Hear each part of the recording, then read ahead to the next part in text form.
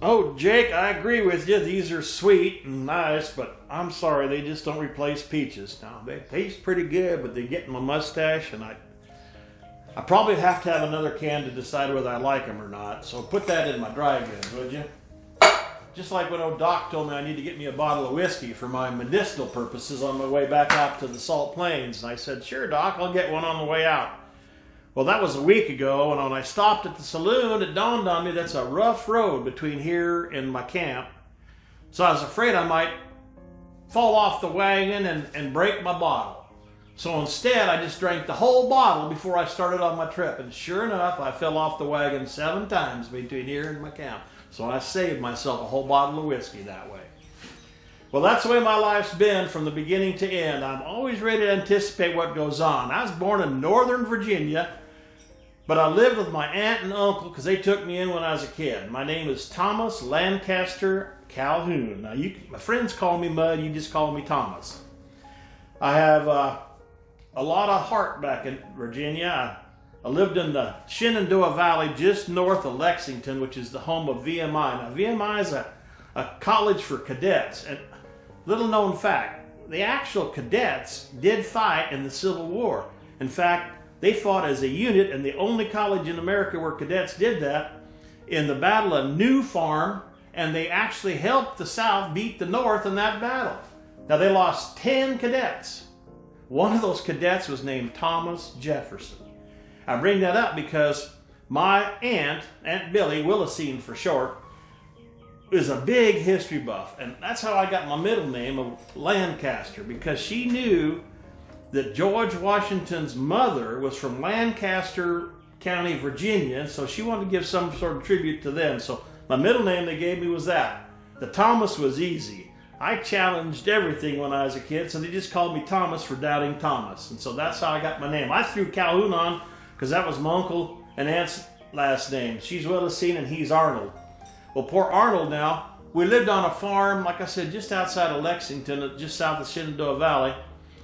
And we were pretty dirt poor farmers and scrubbing up in there. And my uncle, he joined the South during the war, part of the Northern Virginia Army. And unfortunately, we got word that he was killed at Fredericksburg in '62.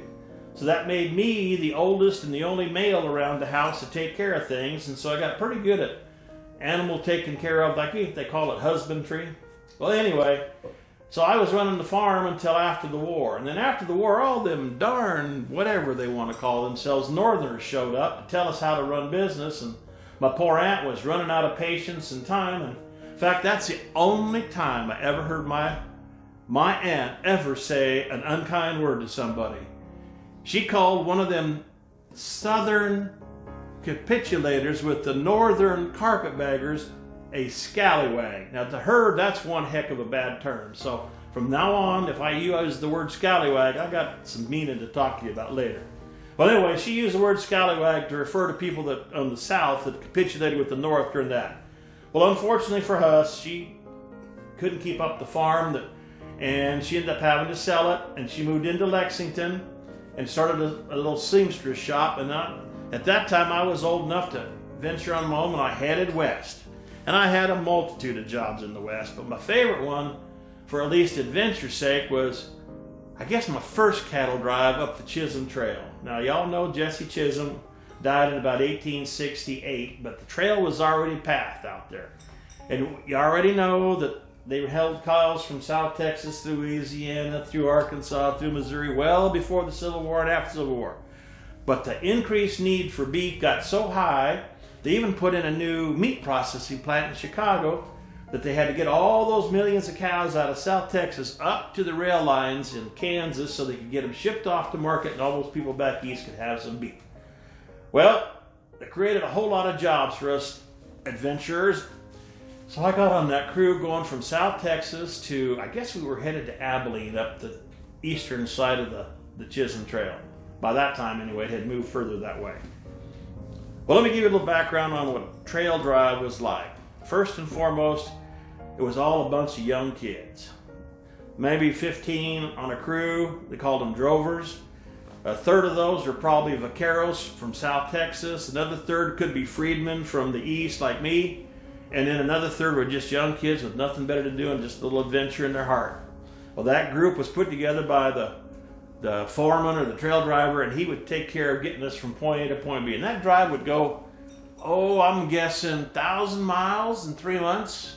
We got paid about $30 to $40 a month, and feed, of course, and anywhere from 500 to 5,000 head of cattle when they drive on those trails headed north. Our drive was only about 1,500. We had 3 ranches go together. So, of course, we had the standard branding of all the unbranded cattle. Now, branding is a simple process of putting a tag on a cow so you know who belongs to who. So when you sell them, you know how much to split the money up at the end of the trail. So we had about 1,500 cattle with 3 different ranches. Let me give you an example. When you brand the cow, you're branding their hide. Now, this is 1839. The King's Ranch in South Texas branded their cattle the Flying W. Now what that means is it looks like it's a W with some wings on it. Okay, so you got that on there. Some of you may have seen this someplace else, but darn if they aren't one of the biggest ranches down there, and they got cattle everywhere. Well, anyway, when you brand them, you take a hot iron out of the fire and you put up against the side and you burn that mark into them. Then everybody knows who that cow belongs to. Well, that's what we were doing the first part of the drive, was rounding them up and get them set. What most people don't know about a drive is you also have about 150 head of horses with you. Because each drover, that's the cowboys that keep the herd together as they move them north, had to ride about 5 to 6 horses a day because you'd wear the horses out before you'd wear the cowboys out. So they'd work about 18 hours a day and sleep about 6. So each cowboy needed a horse. Well, they had a whole new group of horses. They called that the remuda. And in the remuda, you had some wranglers. Now, a wrangler's job was to manage the remuda. Now, they could pick up horses on the way between here and there, and then they had to break the horses in the remuda, and they had to have the horses available, so when the cowboy was done with his shift, come over and switch out horses and get them going again. So the remuda kind of moved along with the herd, but slightly ahead, so the cowboys could keep up with that. Now, the cowboys, when they moved the herd, you had to have somebody pushing the herd forward, somebody in the back. Usually the back guys were the new guys because they didn't know any better. This is why we have this kerchief. Now this kerchief really works good on the end of a herd. You just take this thing out, put it up over your nose and mouth because you're sucking in dust from all those hundreds of cattle ahead of you while you push them forward. Then on the sides of the cows, keeping them kind of bunched together, you had flankers. Those are usually more experienced cowboys to make sure we got in there together. And in the front, you had the lead. Now he usually took up there in the lead, they usually took 1 or 2 of them old cows that were kind of just go-along cows, and everybody else would follow them. So you got a go-along cow with an old cowboy up front leading everybody down there. Problem with that is you can only go about 10, maybe 15 miles a day in that 1,000 miles because you got to have feed to keep them cattle healthy and water to keep them weight-wise, so when you sell them a good cow. Problem with all that is there's not a lot of water between South Texas and Abilene, Kansas. So you got to plan out your trip so you stop at these water holes every 10 to 15 miles so you can water them up and feed them. So you only went 10 or 15 miles a day. Now when you get to the water, as an example, the cows had to drink first because if you didn't let them drink first, they would get testy. Now if a testy cow got up there, you had run the risk of a stampede or hard to manage. So when the cows could smell water, you'd let them drink first. Well, there's a place up on the Chisholm Trail called Government Springs. It used to be an old set of 7 springs or something up around town, Enid, well, someplace in Oklahoma. Anyway, it's kind of more of a marsh than it is a spring, and the cattle would get up there and they'd walk all through that water, get their feet in and out of it, and they'd get themselves settled. And then when the cattle were done drinking, the remuda would come in and the horses would drink. And when the horses were done, then the cowboys got to drink. Now, the bad news is, the first bit of advice I got from an experienced cowboy, he told me that when you come to the water hole, make sure you chew a couple times before you swallow that water. And that's to make sure that water went down. Now, the good news is Chuck, in the chuck wagon, whether it's Cookie or California or whatever you call him, he would get his barrel full before the cows ever got there. So he had water for cooking and for coffee ahead of that. So don't worry about the cowboys drinking bad coffee. Their coffee was bad without good water.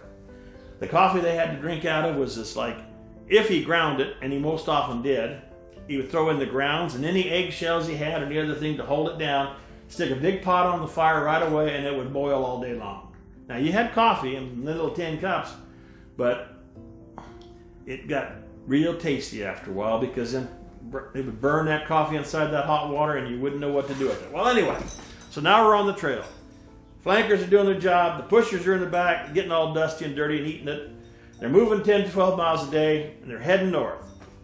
Well, unfortunately, it wasn't just an easy drive every day. You had the weather to contend with, thunderstorms, lightning, rain, and that wasn't bad enough. Then you only had these several major crossings you had to make, the Brazos, the Red, some other rivers, and when they got flooded, you couldn't cross them.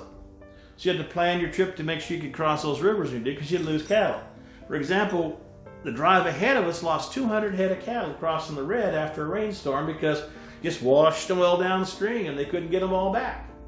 Well, if that wasn't bad enough, you had the weather, the dryness, the vent. Then you got to the nations, and the darn nations would charge you a toll to cross their land with your cattle. Now, fortunately, they're pretty good negotiators. Like the Comanche would come up and say, okay, we need 20 head to cross our land. Well, you only got 500 head of cattle. That's a lot of cattle, so you got to negotiate. Eventually, you got to an agreement. They took off their cows, you paid your toll, and you kept trucking north across their land. Unfortunately, there's a lot of different Indian tribes between here and Abilene, Kansas, and sometimes you got to stop more than once. But bottom line is, you pay your toll, everything went fine. As we moved further north, we also run into the problem that now settlers were coming in, especially in southern Kansas at this time, out of Missouri. And as they moved west, they were afraid of this tick in South Texas on the longhorns. It's called tick fever. Well, the cattle would get kind of sickly and then eventually they'd die. Well, they're afraid that tick fever would migrate up from Texas and affect their cows in Missouri and Kansas. So they started building fences. Well, darn if that didn't work right with the railroad moving west. Speaking of that railroad moving west, some of the best food I ever had.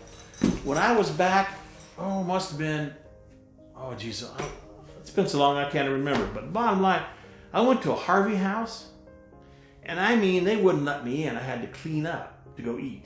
Now, I'm not used to cleaning up to go eat, but I mean, I had to wash my hands, had to brush off my dirt, and the young ladies would come out in these white aprons and white skirts and just hustle you into this table with a tablecloth. Why would you want a tablecloth when you're just going to eat and get messy? But then that wasn't bad enough. Then you look down the table and there's more utensils than any crew on a drive could use. But I only needed one, so I picked the one I wanted and I was using it to eat off of.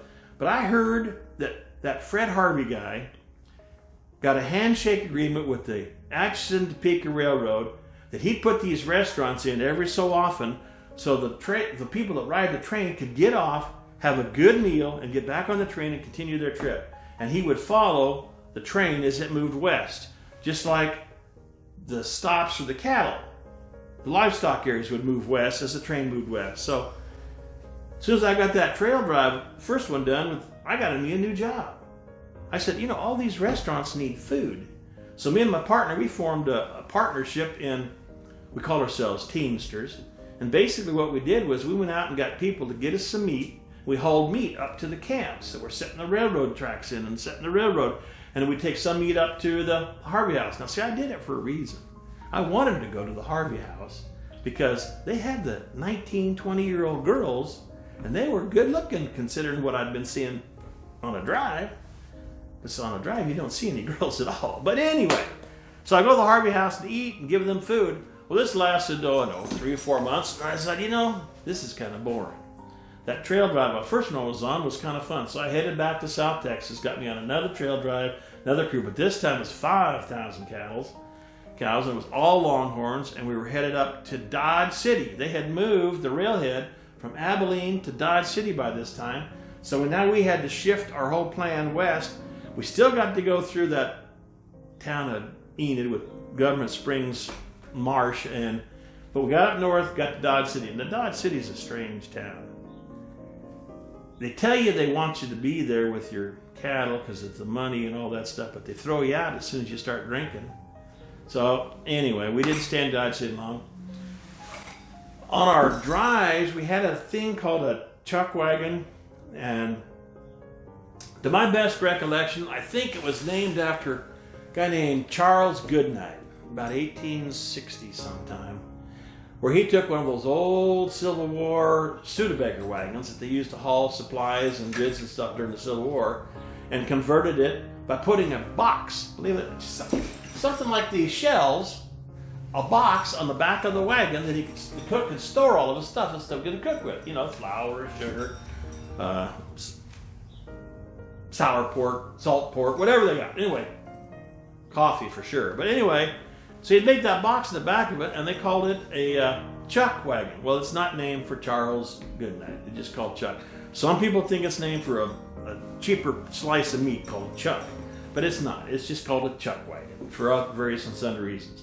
But every cook had one, and boy, they were really handy on the trail. And the chuck wagon then would also serve as your point of contact. So your cook would have to be kind of medicinal. He'd have to take care of all your injuries, you know, things that would happen on the trail. He'd more often than not haul your bedroll in the wagon, because if you trade horses 5 or 6 times a day, you can't carry the bedroll on a horse because you have to keep trading it. So the bedroll would stay on the chuck wagon so you could come around the campfire. And the only time you ever got to see anybody else in camp was if you weren't running Nighthawk. Now, Nighthawk was when at night you rode around the cattle to make sure they stayed calm and didn't get excited, because you did not want to stampede. In fact, that's why I got this. It's called a stampede strap, so that I have to run real fast after my cattle stop them running. My hat don't fly off, so I can put this up and keep it on my head. But anyway, so we're sitting around the campfires. The only time you get to see anybody else in camp, you can tell war stories. Well, believe it or not, that's where I got my nickname Mud. Around the campfire on the second trail drive with a bunch of guys, one of which was on the first drive with me. Tall black guy from, I keep saying Tennessee, but I'm pretty sure it's got to be, he's just as nice as me, so he must be Northern Virginia. Anyway, he and I had known each other on that first drive, but the bottom line is, we were telling, well, let's say we were swapping stories. Not all of them were completely true, but it was entertaining for around the campfire while we're drinking our coffee and taking a moments reprise. And I was just telling him how when I was young, I was a little bit of an ornery fella, and how I lived with my aunt and uncle, and I was the oldest and kind of always getting into things, and my aunt was always getting on me, and there was a phrase she always used whenever she's looking for me to explain what was going to happen if I didn't get back to what I was supposed to be doing. And she said things like, Thomas Lancaster Calhoun. She always used my whole name when she was mad at me. She'd say, Thomas Lancaster Calhoun, if you don't get in here right now, your name is Mud. Well, I didn't think anything of it, but all the other kids started yelling at me and teasing me about being called Mud. Hey, Mud, Mom's looking for you. Hey, Mud, get in the house. Well, you know, I got real tired of it. So when I moved out, I buried that. Well, I had the misfortune of telling it around the campfire one night, and these 10 to 12 odd individuals all thought that was just as funny as could be, and from the rest of the drive, I was known as Mud. So that's why I always tell everybody, my friends call me Mud, you can call me Thomas, and that's what I'm used to. So I go by Mud to my friend. Well, a lot of things happen when you're on a trail drive. You hear things, you see things. We're going up through the nations, and we heard about this bunch of felons coming through the nations, and there was a guy chasing them by the name of Bass Reeves. Now, I didn't know anything about Bass Reeves, but I did find out from a law enforcement friend of mine that he was the first black U.S. Marshal west of the Mississippi, and eventually he ended up getting 3,000 felons arrested, including his own son. I mean, that man must have been tough. What I did find out was he didn't just do it by shooting people. He did it by being smart. He outsmarted them felons. He come into camp, and even if they recognized him. One time he went into a camp to arrest these felons, and they recognized him as Bass Reeves right away, and they were ready to run. He said, oh, no, they fired me. They don't have hired black men anymore. And they believed him. So once he got him this kind of calmed down, then he arrested them, put him in cuffs, and took him off to good old Judge Parker's place in Fort Smith, Arkansas. Because remember, he was supposed to be in charge of Arkansas and Oklahoma and some of the nations up there in Oklahoma Territory. I heard that when he retired from the U.S. Marshals, he went to become a police officer in Muskogee, Oklahoma until he died. Just poor Muskogee. Anyway, back on the trail drives. After you got the cattle in there, then you got them in their pens, and you got them loaded on the cars, then you were free to go on and do what you wanted to do. I really wanted to go on the old Goodnight Trail, which is, if you look at the trails, you had them going up the east to Abilene and Dodge City, and then out there through the Panhandle up to Cheyenne and up into Helena, Montana. I mean, they were starting to open up the whole West. But I didn't want to go up the whole West because I found out that the West is messed up. That Wyoming territory, they gave women the vote in 1869.